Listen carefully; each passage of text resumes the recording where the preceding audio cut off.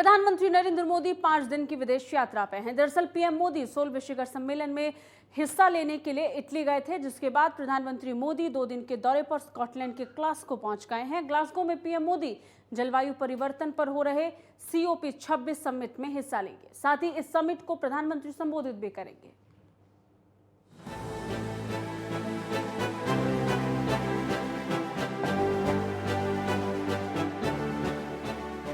भारत के प्रधानमंत्री 5 दिवसीय विदेश यात्रा पर हैं, जिसके तहत प्रधानमंत्री नरेंद्र मोदी ने इटली के रोम में G20 समिट में हिस्सा लिया। इस समिट के दौरान पीएम मोदी की अमेरिकी, फ्रांसीसी समेत कई देशों के राष्ट्रपति से मुलाकात हुई। वहीं G20 के सत्र को संबोधित करते हुए पीएम मोदी ने कोरोना वायरस के खिलाफ भारत की लड़ाई का भी जिक्र किया। उन्होंने महामारी से जंग को लेकर मंत्र देते हुए कहा कि वन अर्थ वन हेल्थ से जीत हासिल होगी।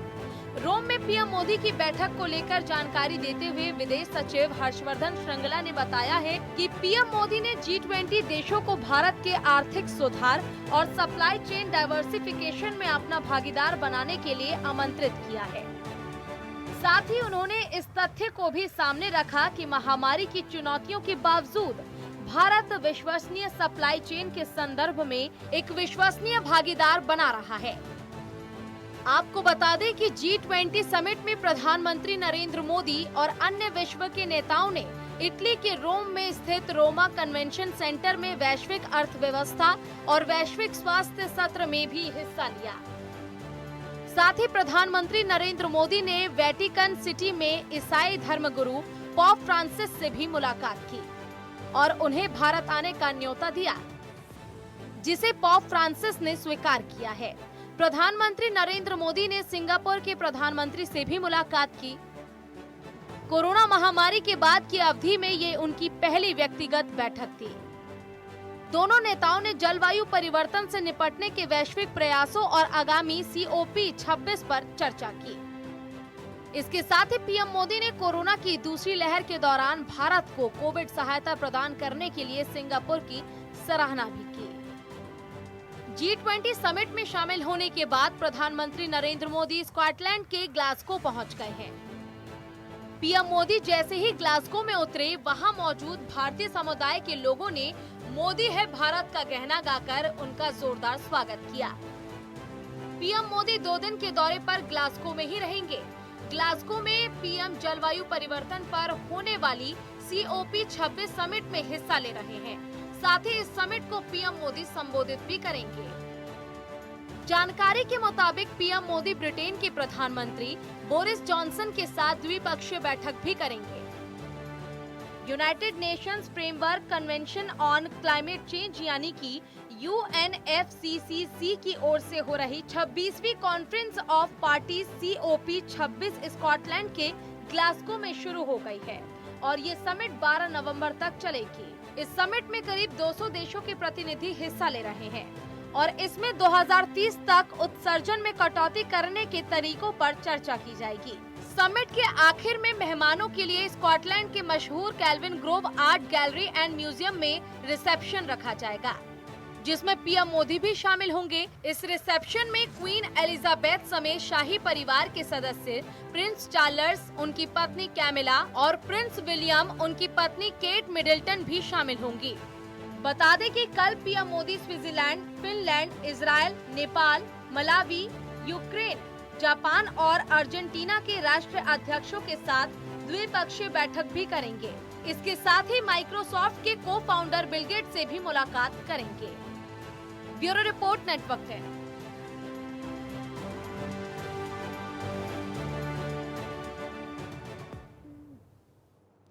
साल 2022 के उत्तर प्रदेश विधानसभा चुनाव को लेकर सरगर्मी तेज हो गई है। गठबंधन को लेकर पार्टी नेताओं में मुलाकातों का दौर शुरू हो चुका है। ऐसे में कल लखनऊ एयरपोर्ट पर प्रियंका गांधी और RLD नेता जयंत चौधरी की मुलाकात के भी कई सियासी मायने निकाले जा रहे हैं। इस मुलाकात में सपा सुप्रीमो अखिलेश की परेशानी पर पसीना जरूर ला दिया है। ये रिपोर्ट देखिए। प्रियंका गांधी और जयंत चौधरी की हुई मुलाकात। क्या गठबंधन को लेकर बढ़ेगी अखिलेश की टेंशन? उत्तर प्रदेश में अगले साल होने वाले विधानसभा चुनाव को लेकर सरगर्मियां तेज हो गई हैं। इस वक्त हर राजनीतिक दल और नेता की हर छोटी बड़ी हलचल खबरों की सुर्खियां बन रही हैं और उनके कई सियासी मायने भी तलाशे जा रहे हैं। ताजा मामला प्रियंका गांधी और जयंत चौधरी की मुलाकात का है, जिससे समाजवादी पार्टी की रणनीति पर असर होने की अटकलें लग रही हैं। गौरतलब है कि यूपी में सपा और राष्ट्रीय लोकदल का गठबंधन पहले से ही है। ऐसे में प्रियंका गांधी और जयंत चौधरी की मुलाकात हुई तो राजनीति के गलियारों में सवाल उठने लगे कि क्या इस मुलाकात से सपा के बने बनाए गठबंधन पर इस मुलाकात का असर पड़ेगा। आपको बता दें कि प्रियंका और जयंत की ये मुलाकात रविवार को लखनऊ एयरपोर्ट पर हुई थी। इस दौरान दोनों नेताओं के बीच बातचीत भी हुई। मुलाकात की तस्वीरें सामने आई तो राजनीतिक गलियारों में कयासबाजी लगाई जाने लगी। हालांकि यूपी सपा और राष्ट्रीय लोकदल का गठबंधन तय है, लेकिन सीटों का बंटवारा अभी तक नहीं हुआ है। संयोग से हुई मुलाकात। वैसे लखनऊ एयरपोर्ट पर प्रियंका जयंत की मुलाकात पहले से ही कोई कार्यक्रम नहीं था। ये मुलाकात महज एक संयोग बताई जा रही है। प्रियंका रविवार को गोरखपुर से प्रतिज्ञा रैली कर लखनऊ लौट रही थी, जबकि जयंत चौधरी लखनऊ में अपनी पार्टी का घोषणा पत्र जारी कर दिल्ली वापस लौट रहे थे। दोनों नेता एक ही समय में लखनऊ एयरपोर्ट पर पहुंचे। वीआईपी लॉन्च में दोनों की मुलाकात हो गई। दोनों ने एक दूसरे का हालचाल पूछा। इसके बाद कुछ देर तक उन्होंने बातचीत की। हालांकि बाद में राष्ट्रीय लोकदल नेता शाहिद सिद्दीकी ने मीडिया से बात करते हुए कहा कि इस मुलाकात के राजनीतिक मायने न निकाले जाएं। कांग्रेस से हमारे रिश्ते अच्छे रहे हैं और आगे भी मुलाकातें होती रहेंगी। हाल ही में एयरपोर्ट पर हुई थी अखिलेश प्रियंका की मुलाकात। हाल ही में एयरपोर्ट पर ही अखिलेश और प्रियंका गांधी की मुलाकात भी हुई थी। उस मुलाकात को लेकर भी काफी अटकलें लगने लगी थी। हालांकि बाद में अखिलेश यादव ने कांग्रेस को भाजपा जैसी पार्टी बताकर इन अटकलों पर काफी हद तक खुद ही विराम लगा दिया था। लेकिन प्रियंका और जयंत की मुलाकात को लेकर इसलिए चर्चा तेज है क्योंकि यूपी में कांग्रेस लगातार एक मजबूत सहयोगी की तलाश में है। प्रदेश में कांग्रेस के पर्यवेक्षक और छत्तीसगढ़ के सीएम भूपेश बघेल ने हाल ही में यूपी के छोटे दलों को कांग्रेस के साथ आने का ऑफर भी दिया था। Bureau report, network 10। Dubai international stadium में खेले गए मुकाबले में न्यूजीलैंड ने भारत को हरा दिया। इस हार के बाद लगातार परेशानी भारत के लिए बढ़ती हुई नजर आ रही है। लेकिन इन सब के बीच में अब बड़ा सवाल यह है कि अगर सेमीफाइनल तक पहुंचना है तो भारत को कैसी तैयारी करनी होगी। ये रिपोर्ट देखिए। T20 वर्ल्ड कप 2021 में भारतीय फैंस को विराट ब्रिगेड से अच्छे प्रदर्शन की उम्मीद थी, लेकिन लगातार 2 हार ने उनकी उम्मीदों को तोड़कर रख दिया है। रविवार को अपने दूसरे मुकाबले में भी भारत को न्यूजीलैंड के हाथों 8 विकेट से करारी हार का सामना करना पड़ा। T20 वर्ल्ड कप में लगातार दूसरी हार के बाद टीम इंडिया का सेमीफाइनल में पहुंचना भी लगभग नामुमकिन सा हो गया है। ऐसा इसलिए क्योंकि ग्रुप स्टेज के आधे मुकाबले हो चुके हैं और अब जो परिस्थितियां बन रही हैं वो भारत के पक्ष में बिल्कुल नहीं है। ग्रुप से 2 टीमें सेमीफाइनल में पहुंचेंगी। इनमें पाकिस्तान की जगह लगभग पक्की है। पाकिस्तान ग्रुप 2 की सभी बड़ी टीमों इंडिया, न्यूजीलैंड, अफगानिस्तान को हरा चुका है। 2 छोटी टीमों स्कॉटलैंड और नामीबिया से उसके मुकाबले शेष हैं और इन मुकाबलों में उसकी जीत तय मानी जा रही है। ऐसे में ग्रुप से सेमीफाइनल में जाने वाली दूसरी टीम पर सस्पेंस बना है। पाकिस्तान के अलावा जिस टीम के सेमीफाइनल में जाने के संकेत मिल रहे हैं उसमें सबसे पहला नाम अफगानिस्तान का है। अफगानिस्तान 2 मुकाबले जीतकर ग्रुप में दूसरे पायदान पर है। पाकिस्तान से उसे हार मिली है, जबकि भारत और न्यूजीलैंड से मैच होने बाकी है। दूसरी टीम न्यूजीलैंड है। भारत को हराकर सेमीफाइनल में पहुंचने की उम्मीदों को जिंदा रखा है। तीसरी टीम भारत है, जिसे सेमीफाइनल में पहुंचने के लिए अगले मैचों में अच्छे प्रदर्शन के साथ साथ किस्मत का भी साथ जरूरी होगा। यह है भारत के सेमीफाइनल में पहुंचने का रास्ता। पहला रास्ता, भारत अफगानिस्तान को बड़े अंतर से हराए और फिर अफगानिस्तान अपना अगला मुकाबला न्यूजीलैंड से हर हाल में जीते, लेकिन जीत का अंतर कम ही रहे ताकि अफगानिस्तान का रन रेट ज्यादा न रहे। अफगानिस्तान ने स्कॉटलैंड और नामीबिया के खिलाफ बड़ी जीत दर्ज की थी। ऐसे में उसका रन रेट कम करने के लिए भारत को अफगानिस्तान के खिलाफ T20 इतिहास की सबसे बड़ी जीत दर्ज करनी होगी। दूसरा रास्ता, न्यूजीलैंड अपना अगला मुकाबला नामीबिया या स्कॉटलैंड में से किसी एक टीम से हार जाए। ये उलटफेर बेहद नामुमकिन सा है, पर क्रिकेट में कुछ भी संभव है। इसके बाद न्यूजीलैंड और भारत अगर अफगानिस्तान को हरा दे तो भारत की सेमीफाइनल में जगह पक्की हो जाएगी। हाँ, भारत को अपने आखिरी 2 मुकाबले भी बड़े अंतर से जीतने होंगे। इस स्थिति में अफगानिस्तान के 4 अंक और न्यूजीलैंड और भारत के 6-6 अंक होंगे। ऐसे में नेट रन रेट से सेमीफाइनल का रास्ता निकलेगा। भारत का रन रेट बेहतर रहा तो सेमीफाइनल का टिकट पक्का हो जाएगा। कल के मैच में चौंकाने वाले बदलाव करते हुए युवा बल्लेबाज ईशान किशन को सूर्य कुमार यादव की जगह मौका दिया गया था। भारत ने प्रयोग करते हुए किशन और केएल राहुल को ओपनिंग के लिए भेजा, लेकिन दोनों ही खिलाड़ी कोई खास करिश्मा नहीं कर सके। जहां ईशान किशन महज 4 रन बनाकर ट्रेंट बोल्ट की बॉल पर डीरेल मिचेल के हाथों लपके गए, वहीं केएल राहुल 18 रनों के निजी स्कोर पर टिम साउदी का शिकार बने। यहां से भारतीय पारी लड़खड़ा गई और वो 120 रनों के आंकड़े को भी छू नहीं पाई। टीम इंडिया को अब जरूरत है कि वो T20 वर्ल्ड कप जैसे बड़े टूर्नामेंट में अपने खिलाड़ियों पर भरोसा करे और अंत समय में बैटिंग ऑर्डर में बदलाव करने से बचे। Bureau report, network 10।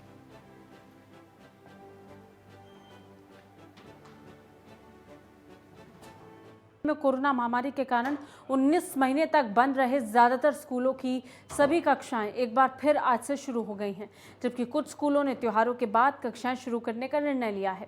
DDMA ने कहा कि स्कूलों को ये सुनिश्चित करना होगा कि एक समय में एक कक्षा में 50% से अधिक उपस्थित ना हो और किसी भी छात्र को स्कूल आने के लिए मजबूर ना किया जाए। वहीं दिल्ली में 100% सीटिंग कैपेसिटी के साथ सिनेमाघर, थिएटर और मल्टीप्लेक्स भी आज से खोल दिए गए हैं।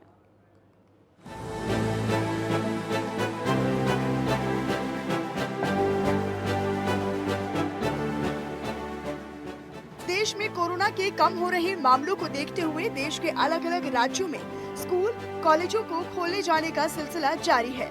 कई जगहों पर तो क्लासेस शुरू भी कर दी गई हैं। अब इसी क्रम में दिल्ली सरकार ने भी स्कूलों और कॉलेजों को फिर से शुरू कर दिया है। राजधानी दिल्ली में 1.5 साल बाद आज एक बार फिर से सभी स्कूल, कॉलेज खोले गए हैं। हालांकि स्कूलों को ये ध्यान रखना होगा कि एक बार में 50% से ज्यादा उपस्थिति न हो। दिल्ली आपदा प्रबंधन प्राधिकरण ने आज से सभी कक्षाओं के लिए स्कूल और कॉलेजों को खोलने के मद्देनजर दिशा निर्देश भी जारी किए हैं, जिसमें ये कहा गया है कि स्कूलों को ये सुनिश्चित करना होगा कि कक्षाएं हाइब्रिड तरीके से चलाई जाएं, जिसका मतलब है कि ऑफलाइन के साथ साथ ऑनलाइन कक्षाएं भी जारी रहेंगी। स्कूल खुलने पर किसी भी पेरेंट्स को अपने बच्चों को स्कूल भेजने के लिए बाध्य नहीं किया जाएगा। साथ ही साथ स्कूल सुनिश्चित ये भी करेगा कि उसके सारे स्टाफ को वैक्सीन लग चुकी हो। बता दें कि प्रदेश में करीब 98% शिक्षण एवं गैर शिक्षण कर्मचारी टीके की कम से कम एक खुराक ले चुके हैं। जारी दिशा निर्देश में ये कहा गया है कि स्कूलों में बच्चे अपने भोजन और किताबों को साझा नहीं करेंगे। साथ ही सभी बच्चों और टीचर्स को मास्क पहनना अनिवार्य होगा। दिशा निर्देशों में DDMA ने ये कहा है कि 2 शिफ्ट में चलने वाले स्कूलों में पहली शिफ्ट के खत्म होने और दूसरी शिफ्ट के शुरू होने के बीच कम से कम 1 घंटे का अंतर होना चाहिए। इसी तरह अन्य सभी शैक्षणिक संस्थानों को भी बैच और पालियों में अंतराल को कायम रखना होगा। दिल्ली सरकार ने राष्ट्रीय राजधानी में कोविड के हालातों में सुधार के मद्देनजर 1 सितंबर से 9वीं से 12वीं कक्षा तक के स्कूलों को दोबारा से शुरू करने का ऐलान किया था। हालांकि महामारी के बाद ऐसा पहली बार होगा कि जब 8वीं कक्षा तक के छात्रों के लिए भी स्कूलों को दोबारा से खोला जा रहा है। इसके अलावा आज से ही सिनेमाघरों को पूरी क्षमता के साथ खोलने की घोषणा भी कर दी गई है। दिल्ली में 100% सीटिंग कैपेसिटी के साथ सिनेमाघर, थिएटर और मल्टीप्लेक्स खुल सकेंगे। इससे पहले सिनेमाघरों को सिर्फ 50% सीटिंग कैपेसिटी के साथ ही खुलने की इजाजत थी। दरअसल कोरोना के लगातार कम होते मामलों के मद्देनजर दिल्ली सरकार ने आज से प्रदेश में छूट बढ़ाई है। नए दिशा निर्देशों के अनुसार शादी समारोह या फिर किसी गैदरिंग में 200 लोगों के शामिल होने की अनुमति दे दी गई है। अभी तक 100 की ही इजाजत थी। हालांकि रेस्टोरेंट, बार, ऑडिटोरियम और असेंबली हॉल अभी भी 50% क्षमता के साथ संचालित किए जा सकेंगे। Bureau report, network 10।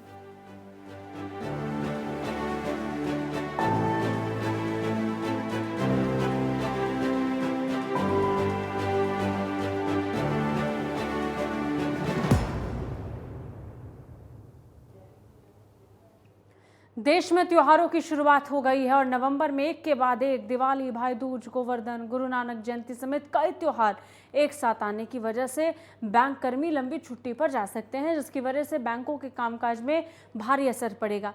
आइए इसी पर देखते हैं हमारी एक खास रिपोर्ट।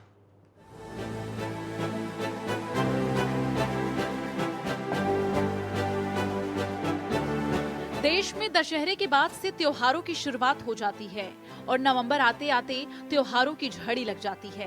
करवा चौथ, दिवाली, भाई दूज, पूर्णिमा जैसे कई त्योहार नवंबर के शुरुआती हफ्ते में पड़ रहे हैं, जिसकी वजह से बैंकों में लंबे समय तक ताला लटकाया जा सकता है।